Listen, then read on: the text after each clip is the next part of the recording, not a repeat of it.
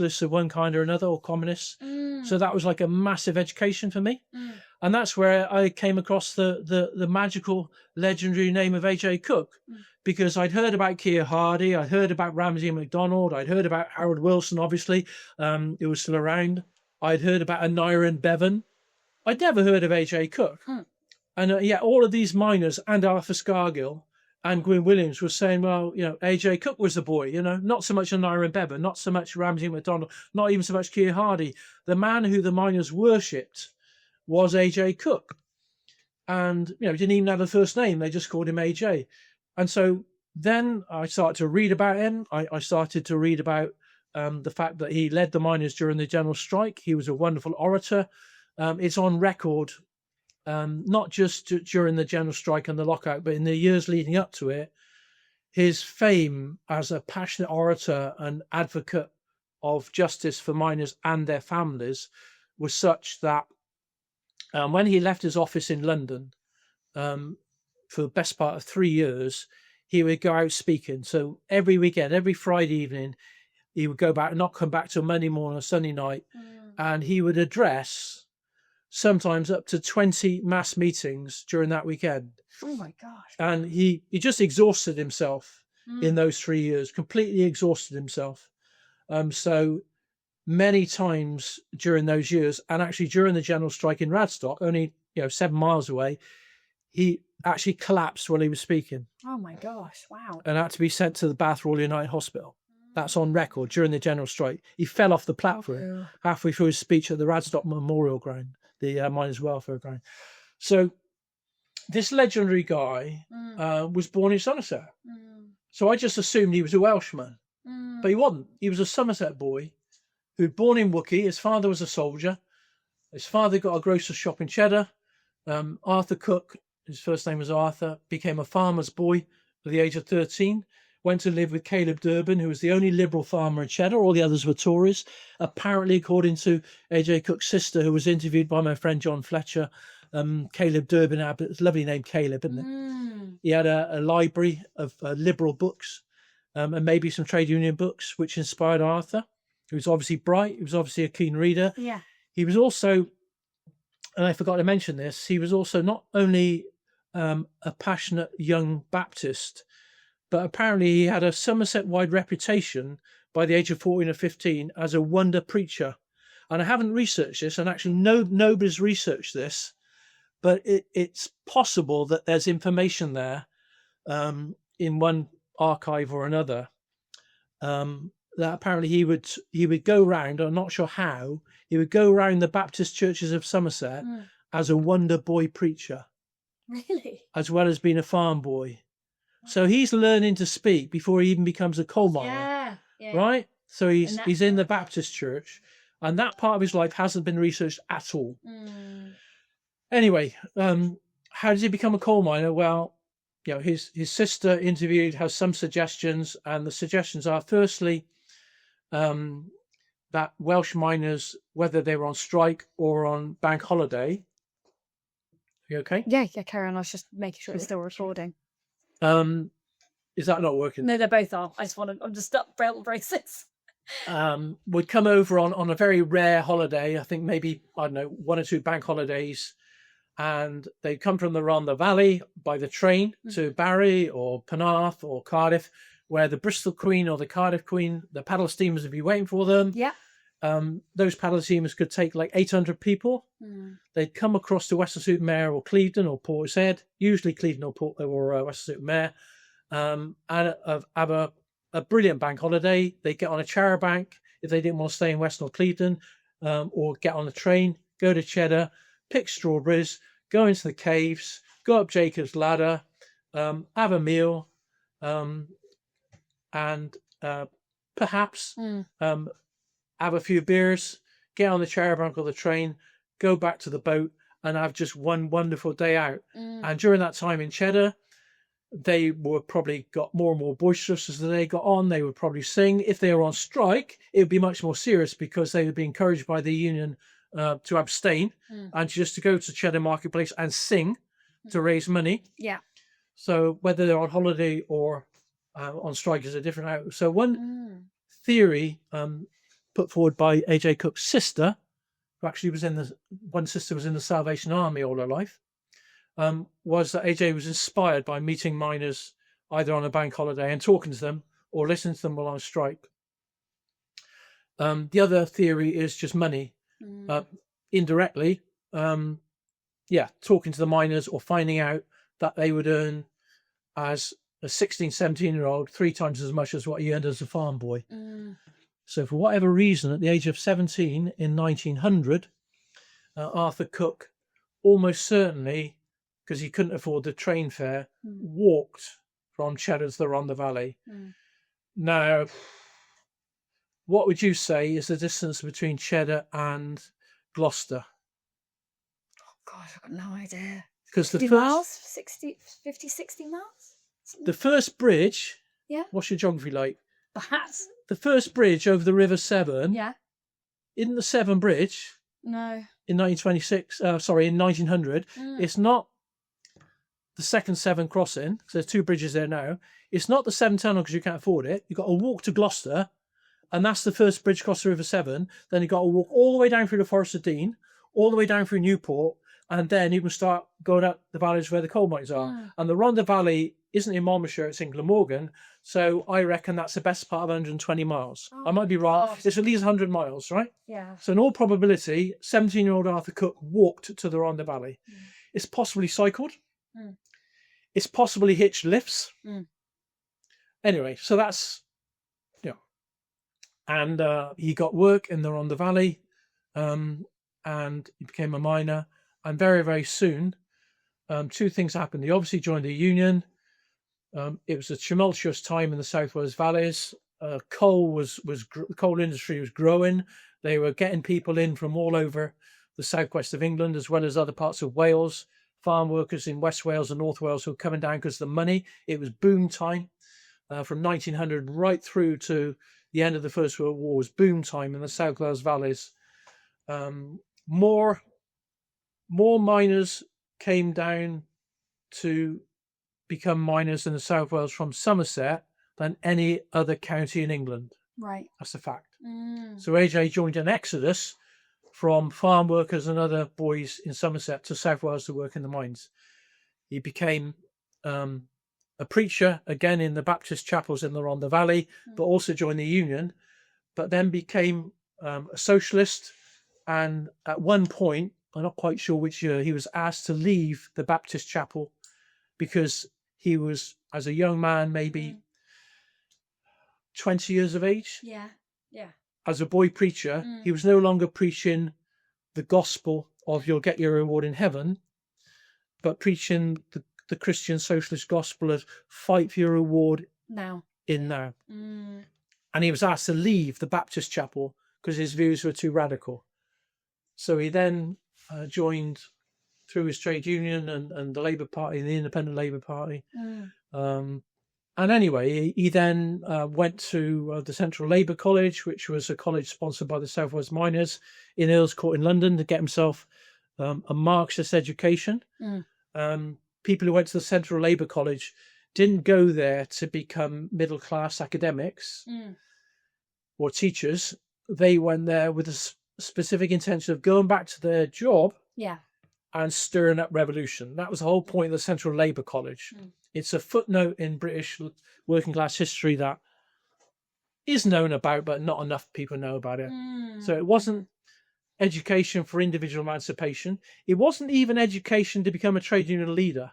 It was education to go back, stay in the job that you were doing and stir your mates up for revolutionary change.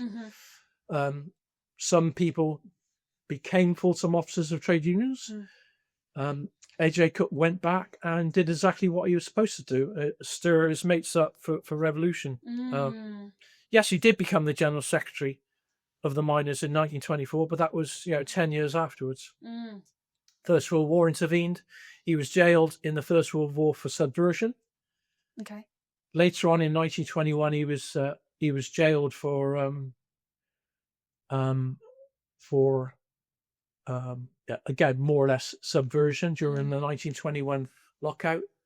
And in 1924, he became the General Secretary of the Miners. So this farm boy from Somerset became the General Secretary of the Miners' Union in 1926. So when he comes to Somerset I don't think he ever spoke in Bath in 1926.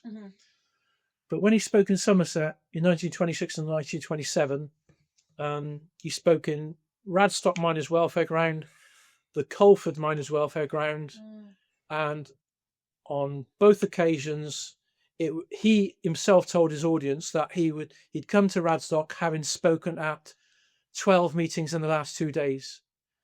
And we're talking about meetings of 20,000 people. Oh my gosh. Such was his magnetism. Yeah. Charisma. That that is unique in British history. No, maybe not in British history outside of the trade unions, but certainly in British trade union history, this is unique. So why is it that the name of A.J. Cook is so relatively little known? It's partly because he inspired people, and that inspiration can still hold good today when people read about him. Yeah. So there's something a bit weird about this guy being almost kind of written out of the traditional narrative. He's seen by standard histories of the general strike as a bit of a lunatic, as somebody who was like all passion and no intelligence. And none of that does him justice. He's also seen as a fanatical revolutionary who put himself before the workers. That wasn't true either. So during the general strike and lockout, as it was pretty obvious that the miners were moving towards a catastrophic defeat, far from being a sea green revolutionary who refused to compromise, he would bend over backwards and break his own heart to go to people who he knew were his enemies to try and get some kind of salvage from what was going to be a catastrophic defeat. So he's been maligned from the right, he's been maligned from the left. The Communist Party attacked him for being a sellout merchant, which he wasn't. And so anyway, he's been written out of history. But what I've really enjoyed in my book about the Somerset coal miners in 1926 is A.J. Cook's visits to Somerset, where, so tiny little mining village of Colford, right, which would probably have, in 1926, would probably have a population of 500. Yeah. And so A.J. Cook is speaking on Whit Tuesday in the Miners' Welfare Ground in Radstock. Now, he then decides, because some miners tell him that the miners around the little village of Colford are maybe quite so strong. Yeah. Or the mine owners are a bit more aggressive and maybe threatening to shut the colliery. Yeah. Unless they break the lockout and go back to work. He decides he wants to go to Colford. So it's in the Somerset Guardian newspaper that the people of Colford only knew that this legendary person was coming to speak in their village, tiny little village. I mean, Radstock's only 3,000 people, but it was seen as the capital of the coalfield. Yeah. With an hour to spare. Oh my gosh. So, and how in those days did they know? Because somebody wired, and I assume it was either somebody's private telegraph of a middle-class gentleman or the post office. One of the miners' union people in Radstock sent a wire from maybe the Radstock post office to the post office in Colford. Yeah. With an hour's notice, say, "Oh, Mr. Cook's finishing up in Radstock. He's going to be driven to Colford. He wants to speak to the Colford miners and their families, and he'll be speaking on the football ground, the welfare ground, in an hour's time." 1,000 people turned up. Whoa! Wow. 1,000 people turned up, which So it must have been incredibly well. almost without any doubt Yeah. is the biggest meeting there has ever been in Colford. Yeah. Yeah. And the tragedy of it was that hardly could anybody hear him because he was so hoarse and so exhausted. That they could hardly hear him speak. But that was the legend of him. It's What happened to him after the strike? well, I'll tell you. But I think the biggest audience ever recorded was in St Helens in Lancashire, and 50,000 people. 50,000 people went to hear him speak. Whoa. Now, when you're speaking to 50,000 people, I reckon less than 1,000 people can hear you. Yeah. he's probably hoarse anyway. Yeah. So probably less than 1,000 people could hear him. In Colford, maybe only 100 could hear him because he's so hoarse. There's no microphones in those days. There is no amplification whatsoever, unless you're speaking in some kind of amphitheatre. Yeah. And in my book, about to be published, there's a wonderful photograph of him speaking in Scotland, and he's speaking in a natural amphitheatre where people are like sort of 100 feet above him. Wow. So you've got a much better chance of hearing him speak. So I think what embarrasses some historians is this is a guy who was loved. People passionately identified with him in a way maybe, well, this particular historian, who I think is probably correct, says other than perhaps James Keir Hardie, the founder of the Labour Party, there hasn't been a figure in British history who was so loved by working class people. Yeah. So why is he so relatively unknown? Well, that's a question. So after the lockout, he remained the General Secretary. His heart was obviously broken. The strike had been a catastrophic defeat, as had the miners' lockout. They were starved back to work in December of 1926 after 7 months relying on handouts, distress funds, donations. They probably would have gone back to work earlier, but for the fact that not the Soviet government, but the miners and the workers of Soviet Russia donated £270,000 in 1926 currency, and that probably kept the miners afloat. And there was massive propaganda from Stanley Bordering, the Prime Minister, and even Ramsay MacDonald, the Labour leader, for the miners not to accept Russian gold.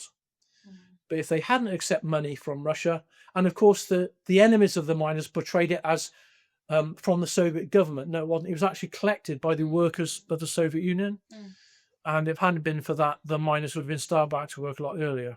So that's an important fact of history. And sort of British-Soviet relations, and why the Soviet Union has been so hated.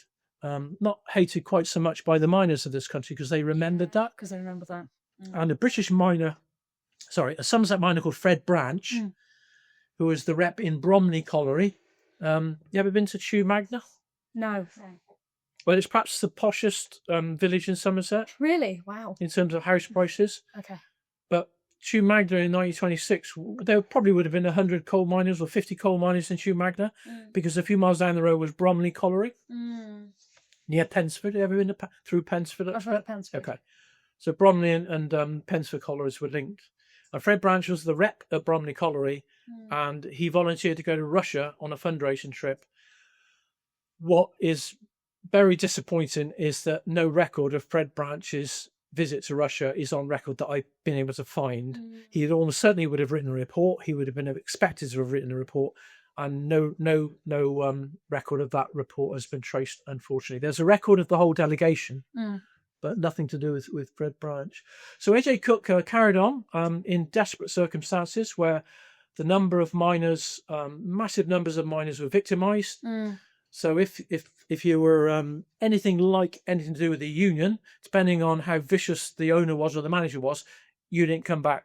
Okay. You came back on their terms. So you get lost. Right? There was a massive reduction in the number of miners, massive reduction in the union strength, massive reduction in union power over the movement generally, but particularly in the miners' union. And A.J. Cook had to cope with that. So this is a guy who was full of revolutionary fervour, full of revolutionary. He wasn't a member of the Communist Party, but still a passionate revolutionary. He wanted to change things for the better. Who basically, for the last 5 years of his life till he died in 1931, had to somehow try and look after his members who had been depleted, who were desperate, who were starving, who were unemployed, in a situation of catastrophic defeat. That's the hardest thing to do. Yeah. That's heartbreaking. He was assaulted by fascists. Really? He was badly beaten on his leg by fascists after a meeting, which exacerbated the pit injury he had in the Ronda. And eventually that leg had to be amputated. He was vilified by coal owners. He was vilified by the Labour Party. He was vilified on the so-called left by the Communist Party, who felt that, you know, because he wasn't a member of the Communist Party, they resented that, and he was a fall guy for a very sectarian period in communist history. He died in 1931 at the age of 47. Oh my gosh. Probably as a result of all of this. I think Is that out of your... I think it might have been gangrene or even cancer from his amputated leg that didn't heal. So yeah, so a tragedy, and tragedy. Yeah. and so, you know, an amazing personality by any standards. Somebody who I've kind of made it my mission to tell people about on this side of the Bristol Channel. You know, in South Wales there was a tradition, and in coalfields, certainly right up until the 1984 strike. So the young miners who went on strike in 1984 for a whole year would have had grandparents who would tell them stories about A.J. Cook. Yeah. Outside of the coalfields, more or less completely forgotten outside of specialist, socialist or communist history. So I've kind of made it a bit of my mission over this side of the channel, certainly since the Somerset coal miners stopped working in 1973, to tell people a bit about him. So Yeah. A.J. Cook, although he only came to the coalfield twice during that lockout, he was going all over the place. There was a million miners. When Arthur Scargill led the miners' strike in 1984, there were 180,000. Whoa. In 1926, there were 1 million. And A.J. Cook was the leader. Wow. So it's a wonderful story of a wonderful personality. Yeah. And that's why I've tried to include as much about A.J. Cook as I can get away with in my book on Somerset in 1926. So, looking forward to speaking in your museum at my... Yes, I'm really looking forward to it too. Well, that was also interesting. Is there anything else that you want to add at this point, or should we just wrap things up? It's quite a nice way to... Well, it's great that the Bath Museum of Work is interested in listening to trade union stories. Very much. So, for example, looking at this, I can see so many people who maybe 40 years ago would have been members of unions who are self-employed. Yeah. Yeah. A self-employed courier, a self-employed stonemason. All right, window cleaners perhaps would have always been yeah. Even the sash window restorer might have been a member of a firm that restored sash windows rather than self-employed. So I'm not knocking this wonderful photographic exhibition, but the first thing I notice is I haven't seen a trade unionist here. Yeah. Yeah. Yeah.